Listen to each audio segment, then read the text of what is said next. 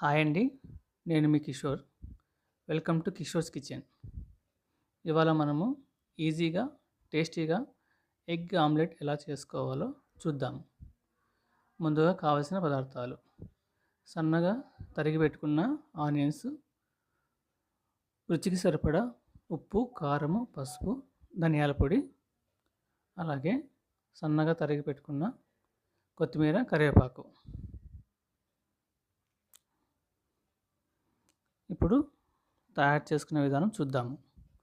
ఒక బౌల్ తీసుకొని అందులో ఆనియన్స్, ఉప్పు, కారం, పసుపు, ధనియాల పొడి, అలాగే కొత్తిమీర, కరివేపాకు వేసుకొని ఇవన్నీ బాగా కలిసేలాగా మిక్స్ చేసుకుందాం.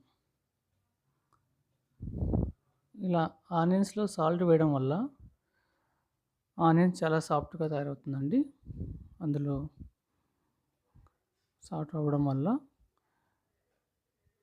కారం, పసుపు, ధనియాల పొడి, కొత్తిమీర, కరివేపాకు బాగా కలిసిపోయి మంచి అరోమా ఫ్లేవర్ వస్తుందండి. ఇలా మిక్స్ చేసుకున్న స్టఫ్లో నేను 4 ఎగ్స్ తీసుకున్నాను. మీకు కావాలనుకుంటే ఇంకా ఎక్స్ట్రాగా యాడ్ చేసుకోవచ్చు, లేదంటే తగ్గించుకోవచ్చు. నేనైతే 4 ఎగ్స్ తీసుకున్నాను. ఈ 4 ఎగ్స్ తీసుకోవడం వల్ల స్టఫ్ బాగుంటుంది. దీన్ని బాగా కలిసేలాగా మంచిగా బీట్ చేసుకుందాము. మంచిగా బీట్ చేయడం వల్ల ఆమ్లెట్కు కావాల్సిన మంచి స్టఫ్ తయారవుతుందండి. మంచిగా చూద్దాము. ఇలా చేసుకోవడం వల్ల ఆమ్లెట్ మంచిగా ఫ్లఫీగా మంచిగా వస్తుందండి, టేస్టీగా.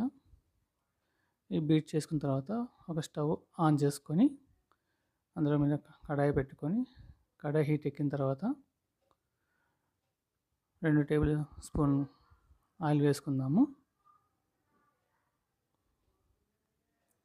ఆయిల్ హీట్ ఎక్కిన తర్వాత మనం ముందుగా బీట్ చేసుకున్న స్టఫ్ ఉంది కదా, అది ఈ కడాయిలో వేసుకుందాము.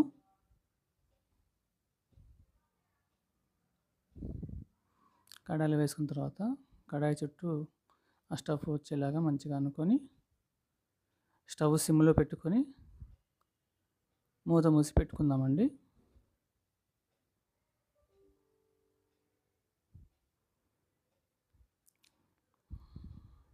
ఇప్పుడు ఒకసారి మూత తీసి చూద్దామండి. 50% కుక్ అయిందండి. మనం ఒకసారి మళ్ళీ కదిలిద్దాము. ఇలా కదిలించడం వల్ల కింద మాడకుండా ఉంటుందండి. మళ్ళీ మూత మూసి పెట్టుకుందాము. ఇప్పుడు కుక్ అయిందో ఒకసారి చెక్ చేద్దాము.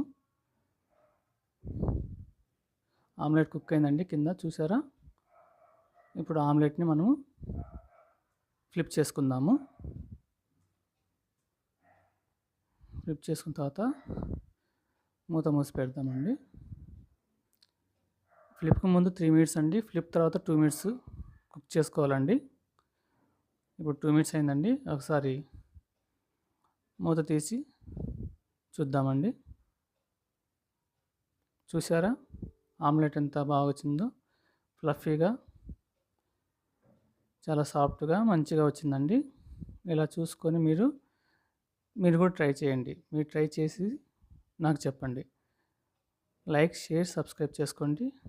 మీరు చూసుకొని నాకు కామెంట్ బాక్స్లో చెప్పండి.